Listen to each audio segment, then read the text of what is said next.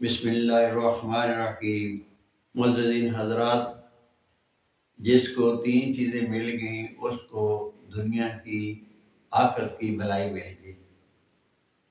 Number 1، اللہ کے ہر فیصلے پر راضی ہونا۔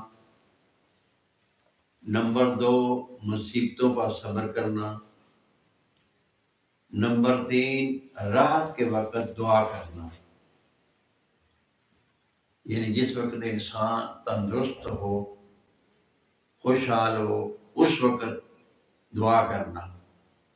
جس کو یہ چیزیں مل جائیں اللہ تعالیٰ اس کو دنیا اور آخرت کی بھلائی مل جاتی ہے۔ حضرت ابو درداء رضی اللہ تعالیٰ عنہ فرماتے ہیں کہ لوگ تو بیماری سے بھاگتے ہیں، میں اس کو پسند کرتا ہوں۔ یہ اپنی اپنی پسند کی بات ہے نا، کوئی کسی چیز کو پسند کرتا ہے، کوئی کسی چیز کو پسند کرتا ہے۔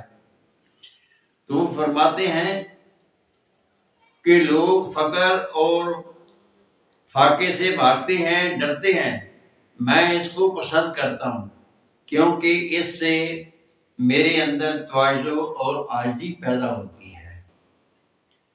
عام لوگ موت کو برا جانتے ہیں اور مجھے موت بہت پیاری ہے کیونکہ اس کے ذریعے سے میری رب سے ملاقات ہوتی ہے۔ یعنی یہ ایسی چیز ہے کہ انسان ان چیزوں سے ڈرتا ہے۔ دنیا کے اندر آتا ہے میرے پاس مال ہی مال ہو، مال ہی مال ہو، لیکن مال انسان کو جو ہے وہ بال میں ڈال دیتا ہے۔ اسی طرح حضرت عبداللہ بن مسعود رضی اللہ تعالیٰ عنہ، ملک الموت جب کسی مومن کی روح قبض کرتا ہے، کرنے کے لیے آتا ہے، تو اس کو پیغام پہنچاتا ہے کہ تیرے رب نے تجھے سلام کہا ہے۔ جب یہ کہ مسلمان کی موت آتی ہے، کلمہ پڑھنے والے کی موت ہوتا ہے، فرشتہ اس کو کہتا کہ رب تجھے سلام کہہ رہا ہے۔ تو اللہ تعالیٰ پھر انسان کو اپنی طرف متوجہ کرتے ہیں کہ میں تیرا رب ہوں، تو نے مجھے کیوں فرموش کر دیا؟ میں تیرا رب ہوں، میں تجھ سے پیار کرتا ہوں، میں تیرے ساتھ ہوں، تو نے مجھے یاد کیا، میں تمہیں ہر وقت یاد کرتا ہوں۔ تو گویا کہ انسان دنیا میں رہ کر، مال و دولت کے اندر آ کر، دنیا کے اندر رہ کر خدا کو بھول جاتا ہے۔ آج انسان دولت کی فراوانی میں دولت کے پیچھے لگا ہوا ہے، مکانوں کے پیچھے لگا ہوا ہے، دن رات ان کو بلند کرنے کے لیے۔ لیکن ایک شاعر ہے عربی کا، وہ کہتے ہیں لہو ملک منادی کل یوم لدول الموت وبنو بالخرابی الا یا ساکن القصر المعلی ستدفن عن قریب فی الترابی۔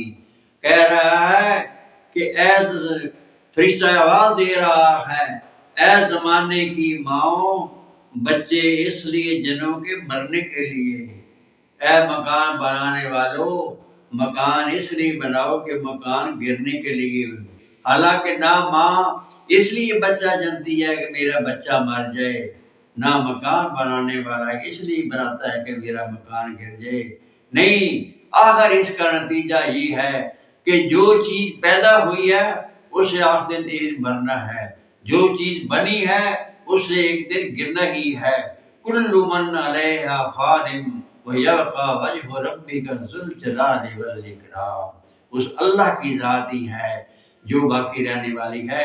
لیکن انسان یاد رکھے کہ اللہ تعالیٰ نے انسان کو فرمایا لَقَدْ خَلَقْنَا الْإِنسَانَ فِي أَحْسَنِ تَقْوِيمٍ، تجھے میں نے خوبصورت بنایا ہے، تیرے ہاتھوں کی پوروں کو میں نے بہترین بنایا، تیری انگلیوں کو بہترین بنایا، تیری شکل و صورت کو کس طرح بنایا۔ لیکن اے انسان تو بھول گیا ہے مجھے، کہ آج اپنے آپ کو فراموش کر دیا ہے مجھے، اور تو کہتا ہے کہ دنیا میں ہی ہوں، میرے سوا اور کوئی نہیں ہے۔